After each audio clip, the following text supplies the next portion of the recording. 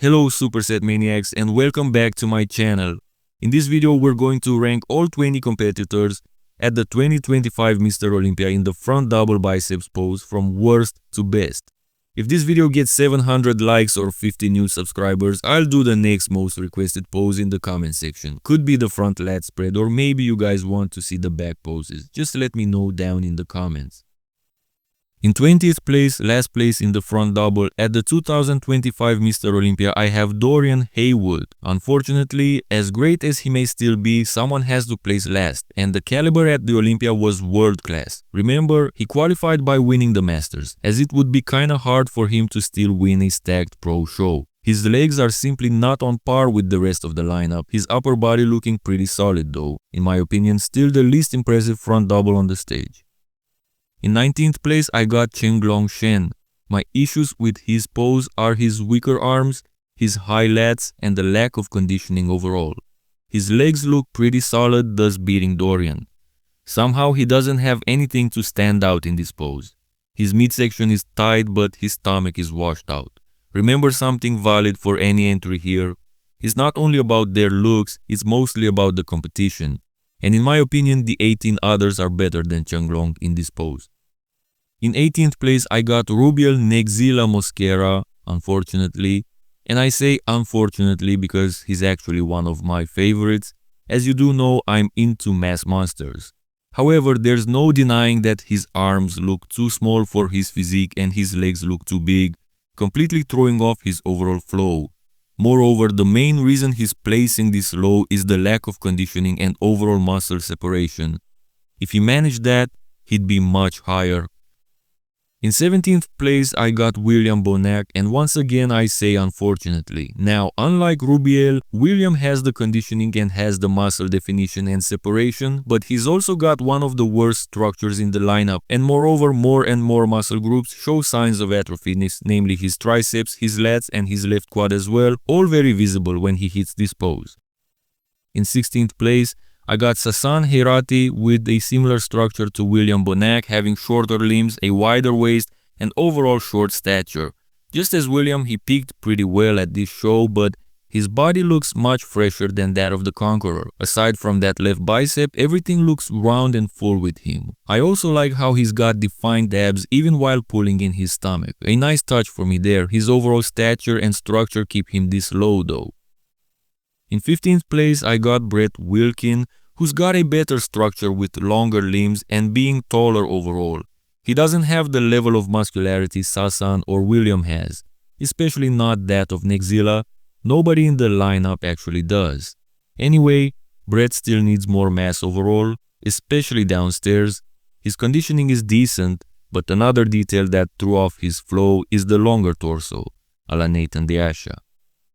In 14th place, I got Urs Kalecinski, who has a great overall flow and decent conditioning, though not as good as at the two pro shows he won before the Olympia.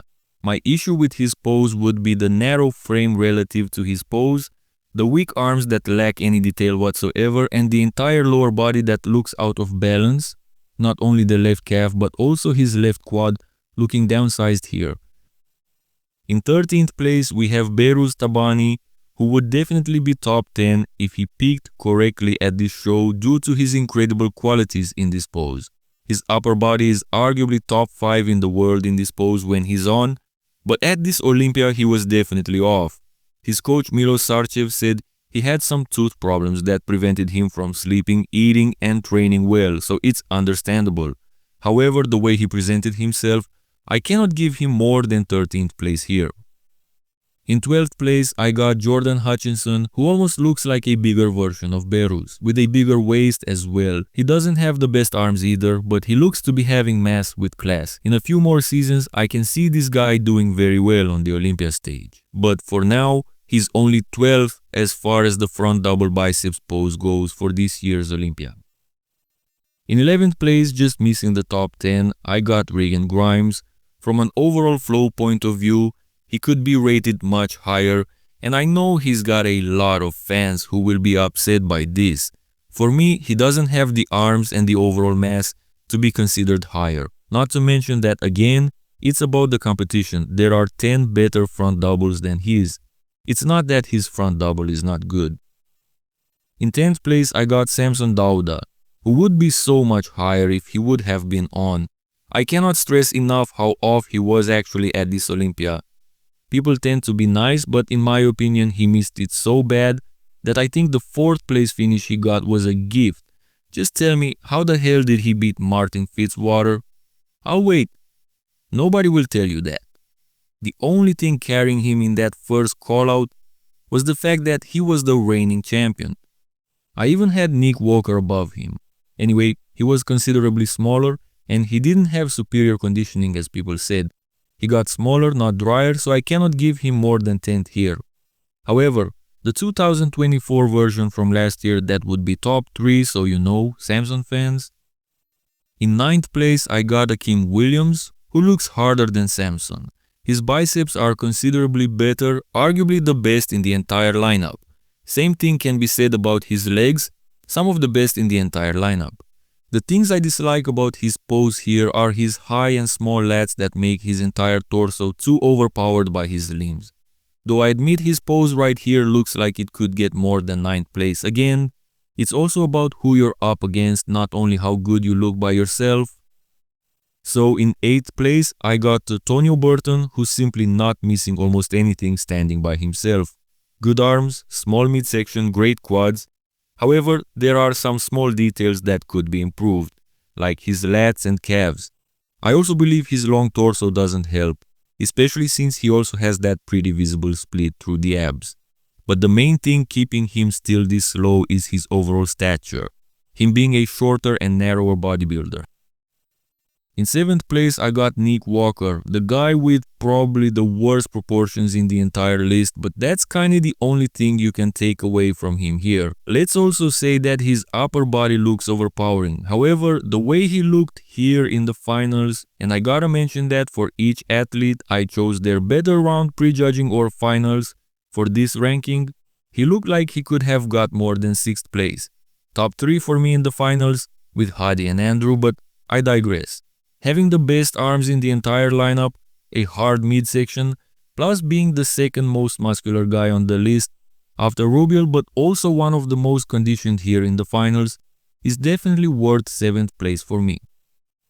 In 6th place, I got Brandon Curry, who surprised everyone at this year's Olympia with his look. He improved his legs, he improved the balance of his guns, with his downsized left arm looking better than last year, and he was pretty conditioned. He was actually one of the best conditioned athletes in the entire lineup, but unfortunately for him, he does have that thick skin that prevents the muscle definition from being fully displayed. It's genetics after all, some have wider waists, he's got thicker skin. You can't have it all. Brandon's got a very decent 6th place in my list today.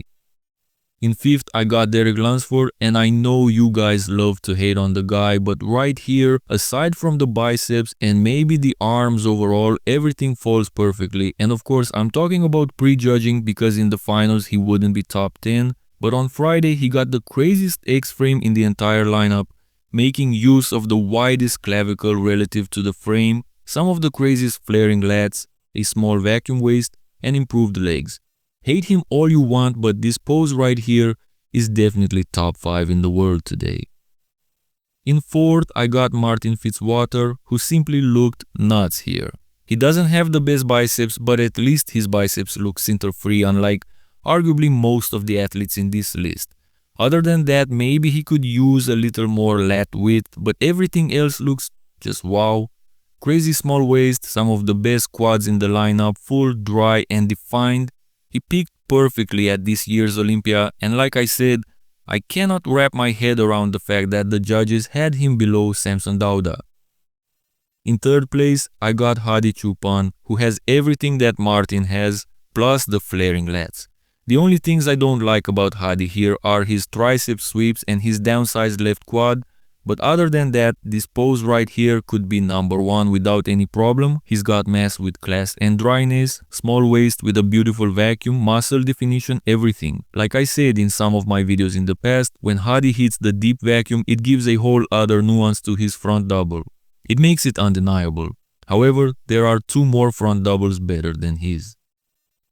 In second place, to most people's surprise, I got Andrew Jacked. I don't think I ever had Andrew lose the front double aside from Ronnie Coleman, so who could it be in first? Well, some of you who followed the Olympia May already know who's the only one missing in this lineup today so far. But anyway, let's talk about Andrew. Andrew Jacked is the tallest guy in the circuit today. He's also the most aesthetic if you ask me, particularly in these crazy front poses. He's making use of a small waist with some of the best abs and probably the widest lats next to Derek. His arms, though at times suspicious, have a wow factor, with the only thing I could take away from him here being the lower body. He needs more mass overall, but also his left quad was a bit downsized and it threw away some of the mystique of the pose. Nonetheless, arguably one of the best front doubles of all time when he nails it. However, in first place could be only one guy and I was in doubt whether to have him or Andrew in first, but look at Vitaly Gudvito in the front double biceps pose, guys. There's not a single thing you could take away from him here.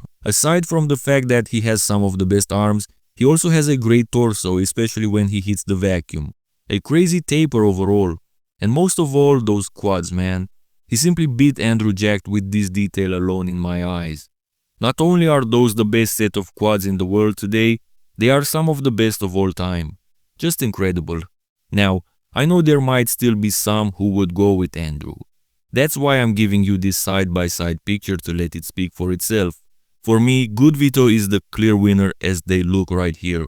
That was it for today. Remember, if you wanna see other poses as well, maybe the back double biceps next, get this video to 700 likes or subscribe to get 50 new subs with this video and you're on.